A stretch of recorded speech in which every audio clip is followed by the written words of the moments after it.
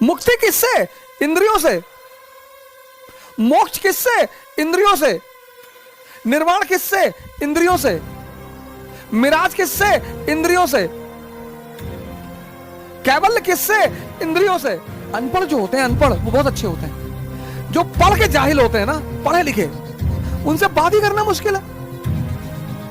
यहां तो अफवाह उड़ती है, प्राणायाम हिंदुओं की तकनीक है और हिंदू प्राणायाम नहीं करना चाहिए। अरे यार, और हमारे जो न्यू एजुकेटेड लॉबी है, urban elite, what happens with doing pranayama, pranayama will cure everything, what is the need of these modern medical sciences. इनसे तो कोई बात ही ना करे। एक सन्यासी इनके पास पहुंचा, राजा जनक के पास। उसने राजा जनक से कहा कि हम संत होकर ध्यान में नहीं रह पाते, और तुम राजा होकर भोग विलास में रहकर तुम ड्रामेबाज हो, तुम धोखेबाज हो ही नहीं सकता। ये तुम्हारा ध्यान तुम कैसे? जय हिंद फ्रेंड्स।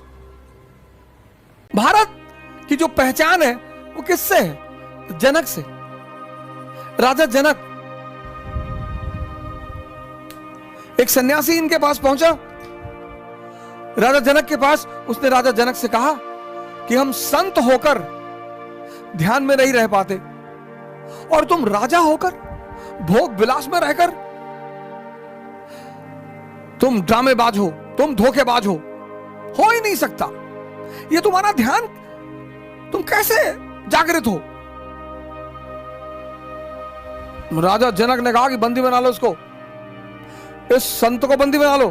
बंदी? लेकिन मैंने तो सुना था कि आप संतों का बड़ा सम्मान करते हैं, आप सन्यासियों का बड़ा सम्मान करते हैं, आप मुझे बंदी बना रहे हैं?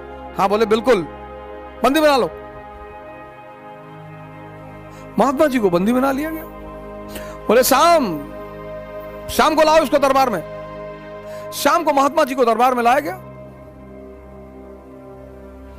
राज नर्तकी को बुलाया गया और नृत्य की शुरुआत की गई।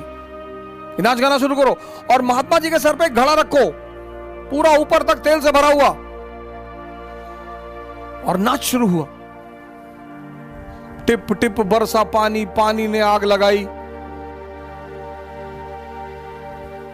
और लोग वाह वाह वाह वाह, और क्या बात है, क्या बात है। और जनक ने महात्मा जी से कहा कि सुनो महात्मा जी, इस नर्तकी के साथ चक्कर लगाने हैं, और कंडीशन ये है कि अगर एक बूंद भी तेल घड़े से गिरा तो ये 2 सिपाही तुम्हारे साथ चल रहे हैं, तुम्हारी गर्दन धड़ से तुरंत अलग कर दी जाएगी। अरे बोले महाराज, हमको सवाल का जवाब नहीं चाहिए। बोले ना, 7 चक्कर 7। वो नर्तकी नाचे जा रही थी, महात्मा जी चक्कर लगाए जा रहे थे। 1 चक्कर, 2 चक्कर, 7 चक्कर लगाए, और एक बूंद तेल नीचे नहीं गिरा। 7वां चक्कर पूरा हुआ, महाराज जी ने तुरंत घड़ा रखा। बोले सरकार में जाऊं? बोले जवाब मिला? गौर करिएगा, हम सबकी यही मुसीबत है। बोले जवाब मिला? अरे बोले जवाब खाक में मिला, तुमने जिंदगी मेरी दांव पे लगा दी। नहीं, बोले जवाब मिला कि नहीं? बोले जवाब नहीं मिला, मैं जा रहा हूं। बोले महात्मा जी, तुमने मुसीबत में ध्यान लगाया। हम सब ध्यान लगाते हैं। बहुत लोग आज प्राणायाम पूछ और फोन करते हैं, अब भस्त्रिका में सांस खींच के नीचे से ही निकाल दे। अबे नीचे से कहां से निकालोगे?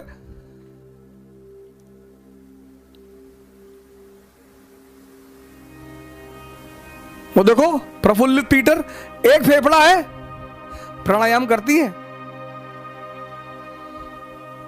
एक फेफड़ा, एक लंग से, एक। यहां तो अफवाह उड़ती है, प्राणायाम हिंदुओं की तकनीक है और हिंदू प्राणायाम नहीं करना चाहिए।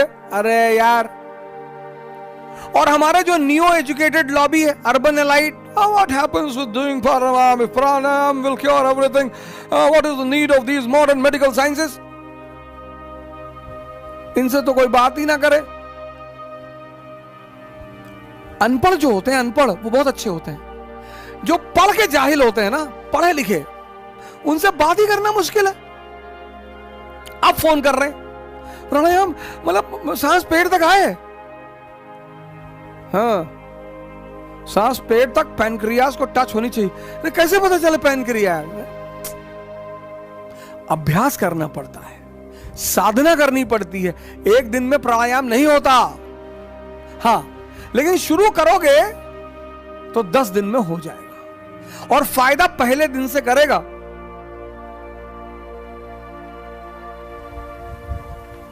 और प्राणायाम एक्सरसाइज नहीं है, ध्यान है।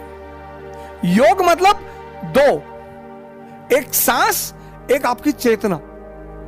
जब दोनों मिलेंगी एक दिन में परिणाम मिलेगा सर, एक दिन में। मेरे एक दोस्त है, उनके भाई एडमिट है, 80% लंग्स इन्फेक्टेड हो गया। मैं गया उनसे मिलने, कहीं ना बात हॉस्पिटल मत जाओ। मैंने कहा मैं तो जाऊंगा। हॉस्पिटल गए पीपीई किट पहन के। हमने कहा एक बात बताएं दोस्त, बचा देंगे तुमको, बस जैसे कह रहे हैं वैसा कर लो। चेतना हड़बड़ी में मत करो ना। योग किसका? सांस का और चेतना का। और ये जो चेतना है ना सर, ये ओमनीसिएंट है सर, ओमनीपोटेंट है सर, ओमनी प्रेजेंट है। एक बार आपने इसका स्वाद ले लिया, अरे सर पहले दिन फायदा करेगी सर, शांति से, चैतन्य से, ध्यान से। तो राजा जनक ने उस सन्यासी से कहा कि महाराज आपने डर में ध्यान को साधा, डर में, मौत का खतरा था, लेकिन मैं 24 घंटे ध्यान में रहता हूं, इसलिए मैं राजा होकर भी बंधनों से मुक्त हूं और तुम सन्यासी होकर भी उलझे हुए हो। मुक्ति किससे? इंद्रियों से। मोक्ष किससे? इंद्रियों से। निर्वाण किससे? इंद्रियों से। मिराज किससे? इंद्रियों से। कैवल्य किससे? इंद्रियों से। लेकिन ये पुरोहित समझाता है, पुरोहित भी जरूरी है सर। पुरोहित बच्चों के लिए होते हैं सर, पुरोहित बड़ों के लिए नहीं होते हैं। विवेकानंद जी कहते थे कि जब मैं बच्चों को मंदिर जाते हुए देखता हूं तो मुझे बड़ी खुशी होती है, लेकिन जब मैं बड़ों को मंदिर जाते हुए देखता हूं तो मुझे दुख होता है कि तुम अभी भी नहीं समझे। इसलिए जब भी कोई धर्म सिर्फ पुरोहितों के अधीन हो जाता है तो उस धर्म के मानने वाले बहुत परेशान हो जाते हैं। फिलिस्तीन को देखो। तो सन्यासी ने राजा जनक से कहा कि महाराज एक बात और स्पष्ट कर दें, ये दुनिया में हम उलझे क्यों हैं? राजा जनक, राजा और जनक, जैसे हमारे बड़े सारे भाई कहते हैं, हमारे बड़े सारे पेरेंट्स हैं, वो हमको फोन करते हैं। मैं तो वो हमारे तहसीलदार साहब हैं इंदौर के, राधिका के पिताजी, मैं उनको शत शत नमन करता हूं, अपनी बेटी को 8 महीने के लिए सदगुरु के आश्रम में भेज रहे हैं। मैं उन्हें सत मैंने उनको फोन करके कहा कि महाराज प्रणाम है आपको कि आप अपनी बेटी को 8 महीने के लिए सदगुरु के आश्रम में।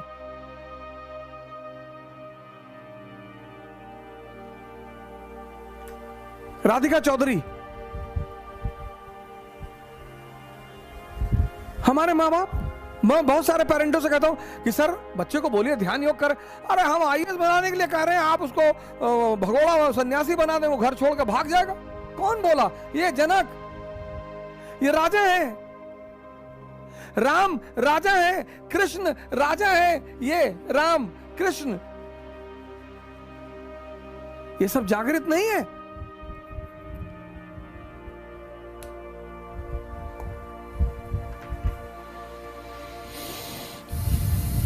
तो सन्यासी ने कहा महाराज एक बात और बता दीजिए। हाँ बोले पूछो। बोले ये हम बंधन में, ये दुनिया हमको क्यों पकड़ती है? बोले फिर?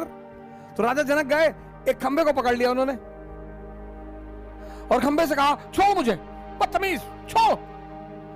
सन्यासी ने कहा यार सुबह से ड्रामा कर रहे हो यार, एक ड्रामा किए शाम को, एक ड्रामा फिर कर रहे हो, तुम खंबे को पकड़े हो। बोले यस, तुमने दुनिया को पकड़ रखा है, ये मेरी बीवी, ये मेरा पति, ये मेरा बेटा, ये मेरा बच्चा, ये बड़ी वाली बुआ, ये छोटी वाली बुआ, 1-2 जहर काफी नहीं है।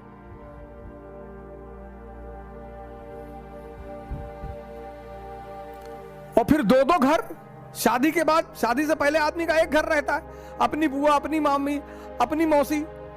वो कम जीवन में कष्ट देने के लिए शादी के बाद दो घराने एक हो जाते हैं, एक पति की बुआ, एक पत्नी की, एक पति की मौसी, एक पत्नी की। क्या भगवान ने, अब निपटो। एक से निपटना मुश्किल है, दो। भारत, राजा जनक, राम, कृष्ण, बुद्ध, महावीर से लेकर आज पंडित सदगुरु तक यह धारा बनी हुई। पश्चिम की भी अपनी एक धारा है सर, पश्चिम की भी एक धारा है। Einstein, Freud, Kant, Herbert Spencer, Rene Descartes, Leibniz. हमारी उपलब्धि कहां है? स्पिरिचुअलिज्म में। उनकी उपलब्धि कहां है? मैटेरियलिज्म में।